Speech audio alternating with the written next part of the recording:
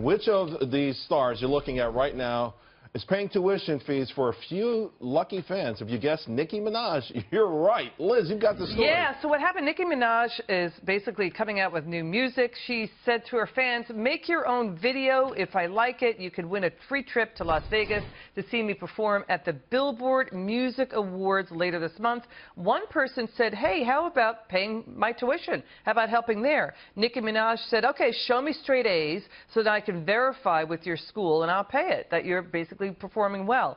And so she got more tweets coming back to her, 30 tweets so far. She's going to continue to pay people's college tuition. You can see the tweets right there. And so she's saying she's going to make the offer again next month. She's saying, send me your bank account information and your contact info, and I'll step up and offer to pay your college tuition. Great gesture. Chance the Rapper also doing a lot of great things for the city of Chicago. It's good to see some of these stars put some money back. Thanks a lot.